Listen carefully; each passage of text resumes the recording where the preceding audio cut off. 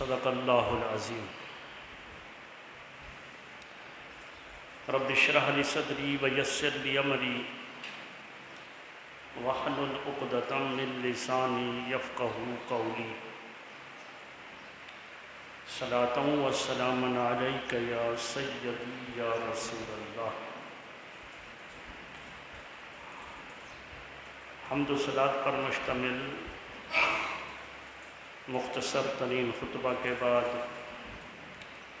نہایت ہی واجب الاحترام معزز و محترم سامعین کرام، عزیزان گرامی قدر، اللہ رب العزت کے فضل و کرم سے اور اس کی دی ہوئی توفیق سے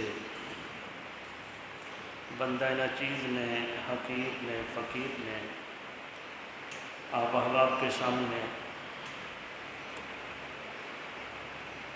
قرآن مجید سے دوسرے پارے سے ایک آیت کریمہ آپ احباب کے سامنے تلاوت کرنے کا شرف حاصل کیا ہے۔ دعا گو ہوں کہ اللہ تبارک و تعالی مجھ بندہ ناچیز کو حق اور سچ کہنے کی توفیق عطا فرمائے اور ہمیں عمل کی توفیق عطا فرمائے۔ رب کائنات نے ارشاد فرمایا، یا ایھا الذین آمنوا، اے ایمان والو، ادخلوا فی السلم کافہ، اسلام میں مکمل داخل ہو جاؤ، وَلَا تَتَّبِعُوا خُطُوَاتِ الشَّیطان، اور شیطان کے نقش قدم پر نہ چلو، إِنَّهُ لَكُمْ عَدُوٌّ مُّبِینٌ، بے شک وہ تمہارا کھلا دشمن ہے۔ رب کائنات نے ہمیں حکم دیا ہے، ایمان والوں کو خطاب کیا ہے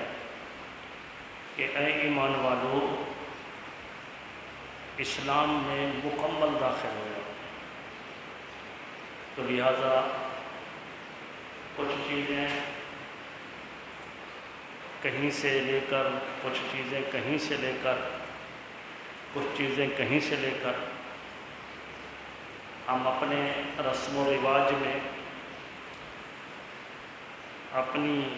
معاشرتی اور سماجی زندگی میں اگر داخل کر لیں تو یہ درست نہیں ہے، بلکہ رب کائنات کا حکم یہ ہے کہ اسلام میں مکمل داخل ہو جائے، یعنی ہمارا رہن سہن، ہمارا رسم و رواج اور ہماری گھریلو زندگی اور ہماری سیاسی زندگی تمام کی تمام شریعت کے تابع ہونی چاہیے۔ یہ نہیں ہے کہ ہم نماز روزہ حج زکوٰۃ تو ہم لیں اسلام سے، اور شادی بیاہ کے کچھ رسم و رواج ہم لیں ہندوؤں سے، سیاست میں ہم سیاست میں پیروکار بنے ہم امریکہ کے، تو یہ درست نہیں ہے۔ رب کائنات کا حکم یہ ہے کہ یا ایھا الذین آمنوا ادخلوا فی السلم کافہ، اسلام میں مکمل داخل ہو جاؤ۔ تمہارا اوڑھنا بچھونا، تمہارا اٹھنا بیٹھنا، چلنا پھرنا، سونا جاگنا، سب کچھ شریعت محمدی کے تابع ہو جائے۔ اور یہ ہم اگر بڑی سطح پر یعنی حکومت لیول پر پاکستان لیول پر اگر ہم جیسے لوگ یہ نہیں کر سکتے تو کم از کم اپنی ذات پر اور اپنے گھر پر تو ہم اس اسلام کو اپنے اوپر نافذ کر سکتے ہیں۔ ہر فرد، اللہ رب العزت نے مرد کو عورتوں کا حکمران بنایا، اپنے گھر کے خاندان میں سے جو سربراہ ہے اس کو پورے خاندان کا سربراہ بنایا، تو اس کے خاندان کے متعلق ان سے پوچھا جائے گا، ان کی بیوی بچوں سے متعلق ان سے پوچھا جائے گا کہ تو جو ان پر سربراہ تھا، یعنی تیری ان پر حکومت تھی، تو ان کو تو نے نیکی کا حکم کیوں نہیں دیا، اسلام کا حکم انہیں کیوں نہیں دیا؟ تو لہذا ہم اپنی ذات پر اور اپنے جو ماتحت لوگ ہیں ان پر ہم یہ حکم چلا سکتے ہیں اور دے سکتے ہیں کہ کم از کم ہم اور ہمارے خاندان جو ہے وہ مکمل اسلام میں داخل ہو جائیں۔ ہونا تو یہی چاہیے تھا کہ جو اسلامی ممالک ہیں، اللہ رب العزت نے جو مملکت عطا فرمائی ہے، اللہ رب العزت نے جو حکومت عطا فرمائی ہے، جہاں کہیں بھی ہونا تو یہ چاہیے تھا کہ وہاں پر نظام مصطفیٰ نافذ ہوتا، اور بالخصوص پاکستان تو بنایا ہی اس مقصد کے لیے گیا تھا کہ اس میں شریعت محمدی کا نفاذ ہوگا، نظام مصطفیٰ نافذ ہوگا، اور پاکستان اس کا نام بتا رہا ہے کہ پاکستان کے نام سے یہ ظاہر ہو رہا ہے کہ پاکستان کی روح کے اندر شریعت محمدی کی تڑپ ہے۔ یہ ملک پاکستان کا نام بتا رہا ہے کہ پاکستان تڑپ رہا ہے نظام مصطفیٰ کے لیے، اور ہمارے جن بزرگوں نے اس ملک پاکستان کو بنایا تھا، اور پاکستان کا مطلب کیا؟ لا الہ الا اللہ، دستور مملکت کیا ہوگا؟ محمد الرسول اللہ۔ تو یہ پاکستان کی اس تڑپ کے اندر، پاکستان کی روح کے اندر یہ شامل ہے کہ یہاں پر نظام مصطفیٰ نافذ ہونا چاہیے تھا اور ہونا چاہیے، لیکن جب سے بنا آج تک اس میں نظام مصطفیٰ کا نفاذ نہ ہو سکا، اور کچھ روشن خیال لوگوں نے کہا کہ شاید شریعت بڑی مشکل ہے، اس کی وجہ سے ہم مشکلات میں آ جائیں گے۔ ان نادانوں کو پتہ نہیں، وہ لا علم لوگ ہیں، وہ علم سے نابلد ہیں، تو یہ سمجھتے ہیں کہ شریعت مصطفیٰ مشکل ہے۔ آقا علیہ الصلوۃ والسلام کی آمد جو اللہ رب العزت نے ان کو آخر میں بھیجا، اور اللہ کا ہم پر فضل اور کرم ہے کہ وہ نبی صلی اللہ علیہ وآلہ وسلم ہمیں عطا کر دیا، جس کے امتی ہونے کے خواہش مند سابقہ انبیاء کرام رہے۔ یعنی انبیاء کرام یہ خواہش کرتے تھے کہ کاش کہ ہم محمد کے امتی ہوتے، اور اللہ رب العزت نے ہم پر کرم کیا ہمیں اس آقا علیہ السلام کا امت ہی بنا دیا، تو ہمیں تو حضور صلی اللہ علیہ وآلہ وسلم کے مل جانے پر اللہ کی بارگاہ میں اتنا شکر گزار ہونا چاہیے تھا کہ ہمیں اپنا اوڑھنا بچھونا چلنا پھرنا سب حضور صلی اللہ علیہ وآلہ وسلم کے نقش قدم پر ہونا چاہیے تھا۔ آپ کی ذات کو اللہ رب العزت نے ہمارے لیے نمونہ بنایا، اللہ رب العزت نے ہمارے لیے آپ صلی اللہ علیہ وسلم کی ذات کو ماڈل بنایا تاکہ ہم آپ کی ذات کو دیکھ کر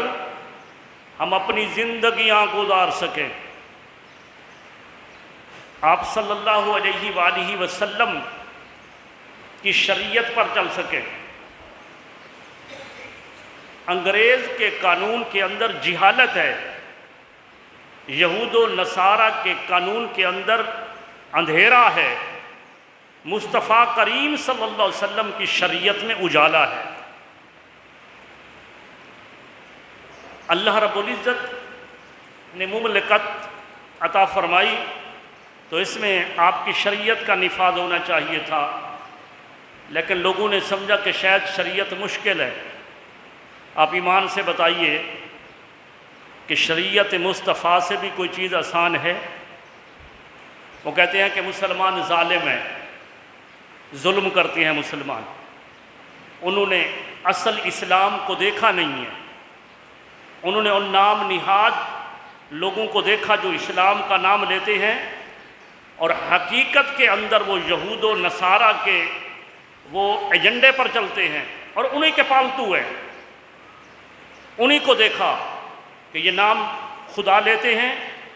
اور پھر یہ لوگوں کو قتل بھی کرتے ہیں۔ شریعت مصطفیٰ کے اندر اتنا رحم ہے، اللہ رب العزت نے آپ صلی اللہ علیہ وآلہ وسلم کو رحمت بنا کر بھیجا، وما ارسلناک الا رحمۃ للعالمین۔ آقا علیہ السلام کو تمام عالمین کے لیے رحمت بنا کر بھیجا۔ حضور صلی اللہ علیہ وآلہ وسلم تمام کے لیے رحمت ہیں۔ آقا علیہ السلام اتنا اللہ رب العزت کی بارگاہ سے اللہ کی رحمت کو تقسیم کرنے والے بن کر آئے کہ آپ صلی اللہ علیہ وآلہ وسلم نے اپنی امت کو درس دیا کہ کسی پر ظلم نہ کیا جائے، کسی پر ظلم نہ کیا جائے۔ آپ صلی اللہ علیہ وسلم نے صرف انسانوں پہ نہیں بلکہ آپ صلی اللہ علیہ وآلہ وسلم نے جانوروں کے بھی حقوق بتائے، آپ نے درختوں کے بھی حقوق بتائے، آپ نے آندھی اور دیگر چیزوں کے بھی حقوق بتائے اور امت پر اتنی آسانی فرما دی کہ امت اگر اپنی شومی قسمت کی وجہ سے شریعت مصطفیٰ پر نہ چلے تو یہ بدبختی کے سوا کچھ نہیں، مگر دین اسلام اتنا آسان ہے کہ خود رب کائنات نے بھی ارشاد فرما دیا اپنے مقدس کلام میں، فرمایا لا اکراہ فی الدین، دین میں جبر نہیں ہے۔ خود آقا علیہ السلام کی ذات والا صفات جب آپ صلی اللہ علیہ وسلم خطاب فرماتے تھے اور وہی سنت آج خطبہ کے لیے ٹھہری ہے، جب آپ اللہ کی وحدانیت کا درس دیتے تھے اور اپنی رسالت کے متعلق ارشاد فرماتے، آخرت محشر اور قیامت کے متعلق جب آپ خطاب فرماتے، آپ آخر میں فرماتے وما علینا الا البلاغ، بس ہم پر تو یہ ہے کہ ہم نے بات کو تم پر پہنچا دیا ہے۔ یعنی زبردستی نہیں، دین اتنا دین آسان ہے اور اس میں سختی نہیں ہے، جیسا کہ رب کائنات نے فرمایا لا اکراہ فی الدین، دین میں جبر نہیں۔ تو آج بھی اگر کوئی خطیب خطاب کرتا ہے تو وہ خطاب کرنے کے آخر میں یہی کہتا ہے کہ اے لوگو، جو کچھ قرآن و حدیث سے میرے علم میں تھا جس موضوع پر گفتگو کی، یہ بات میں نے تم تک پہنچا دی، اور میرا حق یہی بنتا تھا کہ میں نے تم تک پہنچا دی، آگے عمل کرنا تمہارا کام ہے۔ یعنی دین کے اندر زبردستی نہیں ہے، دین میں جبر نہیں ہے، دین میں ظلم نہیں ہے۔ وہ امام الانبیاء صلی اللہ علیہ وآلہ وسلم جسے رب کائنات نے تمام جہانوں کے لیے رحمت بنا کر بھیجا، آپ صلی اللہ علیہ وسلم مدینہ کے بازار میں تشریف فرما ہوئے، دو آدمی ہیں اور علیحدہ علیحدہ اونٹنیوں پر سوار ہیں، اونٹنیوں کو کھڑا کیا ہوا ہے اور ان پر کھڑے کھڑے ان پر گفتگو کر رہے ہیں۔ امام الانبیاء صلی اللہ علیہ وآلہ وسلم نے جب دیکھا تو آپ نے فرمایا کہ سنو، اونٹنیوں کو کہ اللہ نے تمہارے لیے مسخر کیا ہے، اللہ نے اونٹنیوں کو سواریوں کو تمہارے تابع کیا ہے، مگر کس لیے؟ سفر کرنے کے لیے، اور اس سفر کے بھی آداب بتائے ہیں کہ جب کسی گھوڑے پر اونٹ پر سوار ہو تو انہیں کوئی بڑی ندی سے چھلانگ نہ لگاؤ کہ شاید چھلانگ لگاتے ہوئے ان کی ٹانگوں کو تکلیف ہو، اور جب انہیں دوڑاؤ تو کسی دیوار کے اندر یا کسی پہاڑ کے اندر مت مارو جس کی وجہ سے ان کے جسم کو نقصان پہنچے۔ پھر آقا علیہ الصلوۃ والسلام نے فرمایا سنو، یہ جو اونٹنیوں پر بیٹھ کر تم گفتگو کر رہے ہو، خبردار، اللہ رب العزت نے انہیں تمہارے لیے مسخر کیا ہے، اللہ نہ چاہتا تو یہ اونٹنیاں تمہیں اپنے قریب بھی نہ آنے دیتی، تم کے قریب نہیں آ سکتے، لیکن اللہ نے مسخر کیا۔ چھوٹا سا بچہ بھی اونٹ کی لگام کو پکڑ کر لے کر چلا جاتا ہے۔ رب کائنات نے ان کو تمہاری سواریاں بنایا ہے، رب کائنات نے ان کو تمہاری کرسیاں نہیں بنایا ہے۔ سواری جب کرنی ہو تو سفر کے دوران سواری کرو، لیکن ان کو کرسی کا کام مت لو۔ اب تم کھڑے کھڑے ان کھڑے ہوئے اونٹوں کے اوپر باتیں کر رہے ہو، تو فرمایا شریعت کے اندر اللہ رب العزت کی طرف سے یہ منع ہے کہ جب تم باتیں کرو تو نیچے اتر آؤ، ان پر کھڑے کھڑے گفتگو نہ کرو۔ ارے یہ شریعت کتنا رحم دل ہے، اللہ تبارک و تعالی رحیم کریم ہے، اس نے اپنے حبیب کو رحمت للعالمین بنا کر بھیجا۔ وہ دین اسلام جو جانوروں پر بھی ظلم سے روکتا ہے تو وہ انسانوں پر ظلم کی کب اجازت دیتا ہے؟ حدیث پاک میں ہے، حضور علیہ الصلوۃ والسلام نے فرمایا جب رات کا وقت ہو جائے تو رات کے وقت میں درختوں کے اوپر نہیں چڑھا کرو، درختوں کے اوپر، کیونکہ یہ پرندوں کے گھونسلے ہوتے ہیں نا، وجہ کیا بتائیے؟ درختوں کے اوپر چڑھنے کی وجہ، نہ چڑھنے کی وجہ کیا ہے کہ اس پر جانوروں کے گھونسلے ہوتے ہیں، پرندوں کے گھونسلے، تو رات کے وقت وہ آرام کرتے ہیں۔ اللہ رب العزت نے ان کو نیند کا سرٹیفکیٹ عطا کیا ہے، لائسنس جاری کیا ہے، تو لہذا حضور نے فرمایا رات کے وقت ان پرندوں کے گھونسلوں کو چھیڑا نہیں کرو، ان کے قریب نہیں جایا کرو، درختوں کو ہلایا نہیں کرو، اس لیے کہ ان گھونسلوں کے اندر جانور یعنی پرندے آرام کر رہے ہوتے ہیں، پرندے آرام کر رہے ہوتے ہیں۔ تو اب بتائیے دین اسلام کتنا رحم دل ہے، کتنا اس میں رحم ہے، کتنا اس کے اندر رحمت ہے۔ اور اللہ رب العزت کے پیارے حبیب صلی اللہ علیہ وآلہ وسلم نے تو یہ بھی فرمایا کسی کو گالی مت دو۔ آج ہمارے معاشرے کے اندر گالیوں کا رواج بہت ہے، اور گالی دینا مذموم بات ہے، بری بات ہے۔ رسول اللہ صلی اللہ علیہ وسلم نے کسی چیز کو بھی گالی دینے سے منع کیا ہے، یہاں تک کہ ایک دفعہ آندھی آئی تو کسی نے آندھی کو گالی دے دی، کسی نے آندھی کو، تیز ہوا چلی تو کسی نے گالی دے دی۔ میرے آقا نے فرمایا لا تسبوا الریح، اس آندھی کو گالی مت دو، فإنها مأمورۃ، یہ خود نہیں چلی ہے، اسے چلایا گیا ہے، یہ کسی کے امر کے تابع ہے، اللہ رب العزت نے اسے چلایا ہے، تم اس آندھی کو گالی مت دو۔ فرمایا ہاں، جس وقت کوئی ایسا طوفان آ جائے، جس وقت کوئی آندھی تیز چلے اور جب کوئی خطرہ لاحق ہو جائے تو اس وقت اللہ تبارک و تعالیٰ کی بارگاہ میں دعا کرو، اللہ تبارک و تعالیٰ کی بارگاہ میں دعا کرو، اللہ تبارک و تعالیٰ کی بارگاہ میں دعا کرو، اے اللہ میں تیری بارگاہ میں سوال کرتا ہوں، اللہم انی اسألک من خیرہا و خیر ما فیہا، اے اللہ تیری بارگاہ میں سوال کرتا ہوں جو اس آندھی کے اندر اور اس بادل کے اندر، جو کالے بادلوں کی شکل میں آ رہا ہے، اس میں جو خیر ہے وہ خیر ہمیں عطا فرما، وَأَعُوذُ بِكَ مِن شَرِّهَا وَشَرِّ مَا فِيهَا، اور اے باری تعالیٰ میں تیری پناہ چاہتا ہوں جو اس کے اندر شر ہے، اس شر سے تیری بارگاہ کے اندر پناہ چاہتا ہوں، تو مجھے اس کے شر سے نجات عطا فرما۔ صاحب کا دور ہوتا تھا تو جب آندھی اور طوفان جب کہیں رونما ہوتا تھا تو لوگ مسجدوں کا رخ کرتے تھے، اور آج لوگ انجوائے کرتے ہیں۔ گرمی کے موسم میں کوئی ایسا بادل اٹھے، کہتے ہیں واہ بادل برسے گا، کیا خبر ہمارے اعمال کی سبب سابقہ امتوں میں یہ ہو چکا کہ جب بادل اٹھا خوشیاں منائیں کہ خوب بادل برسے گا، بارش ہوگی، نہائیں گے، فصلیں اگیں گی، اسی بارش سے رب کائنات نے آگ کو نازل کر دیا۔ اور آج بھی کہیں کہیں ایسا ہوتا ہے کہ بجلی آسمان سے اترتی ہے،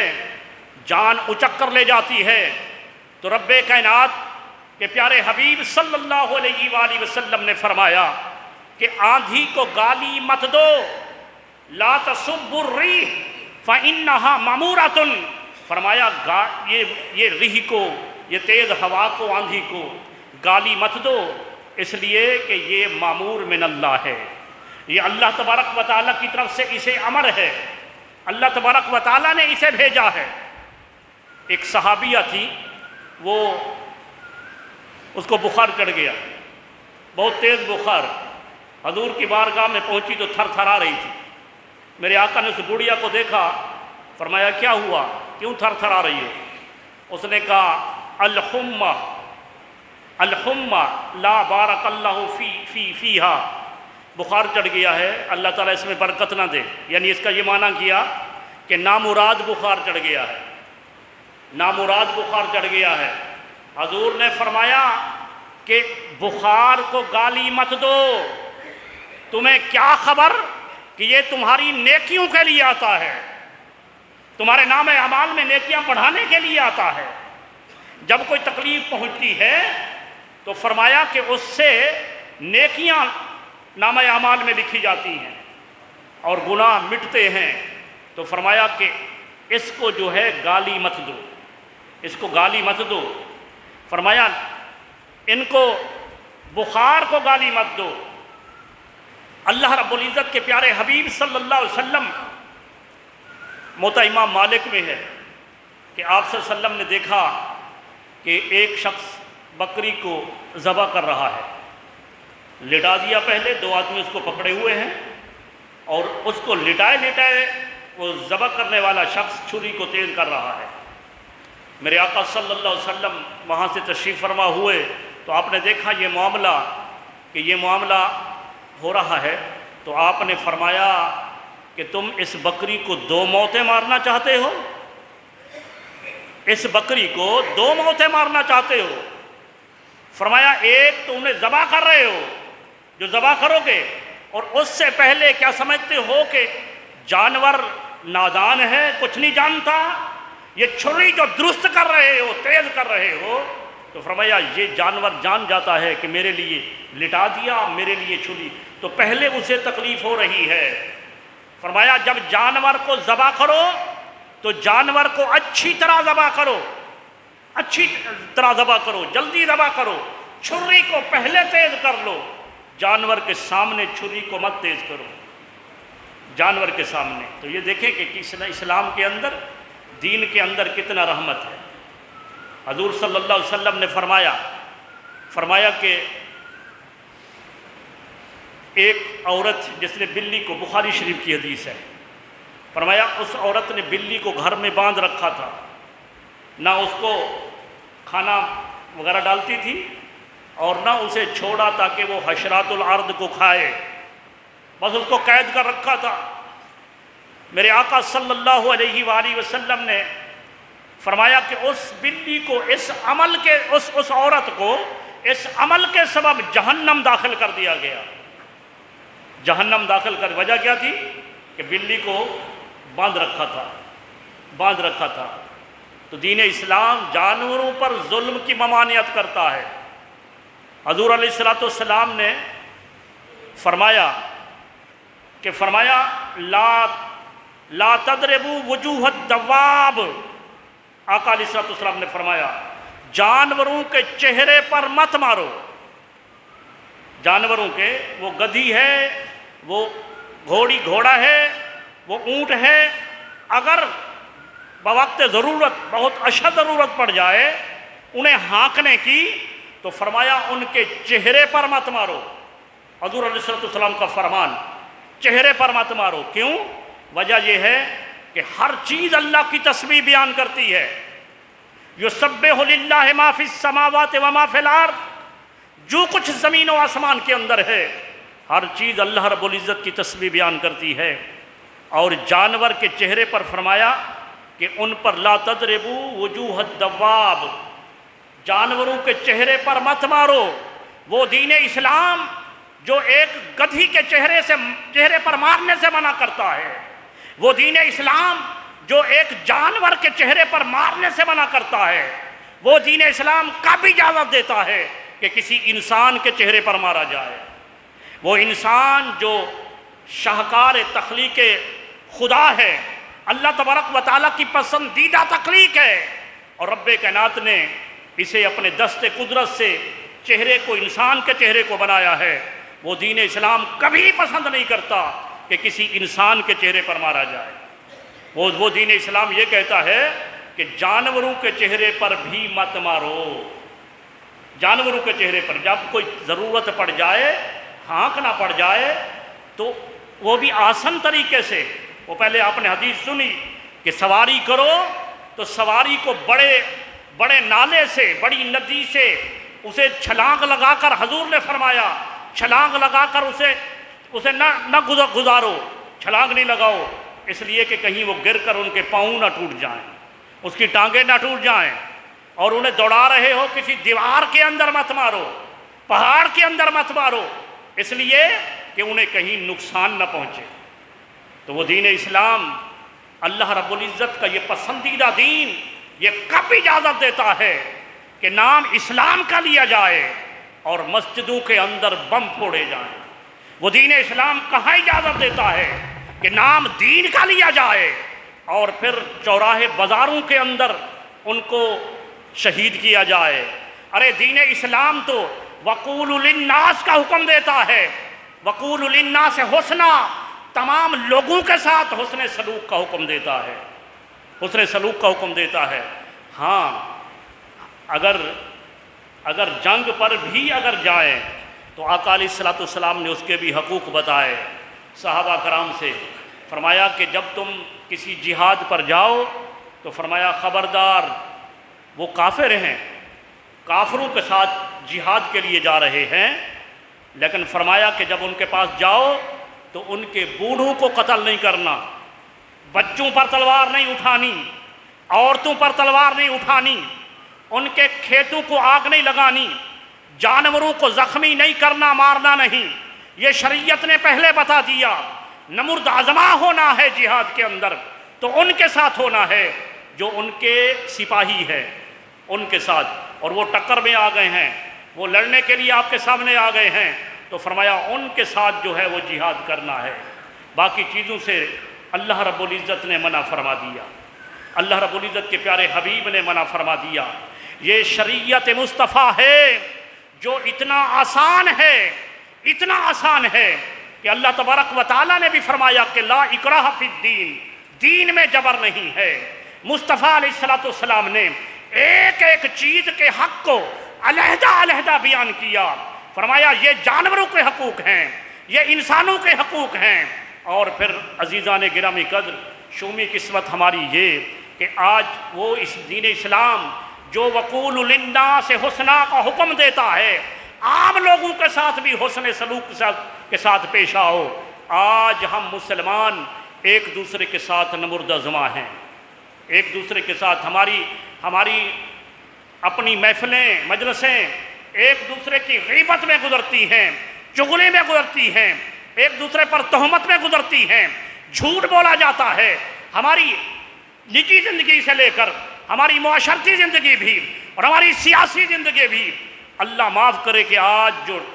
ٹیبل ٹاک پر جو ہمارے سیاسی لوگ گفتگو کرتے ہیں، اور دل نہیں چاہتا کہ کوئی ووٹ کا حقدار ہو،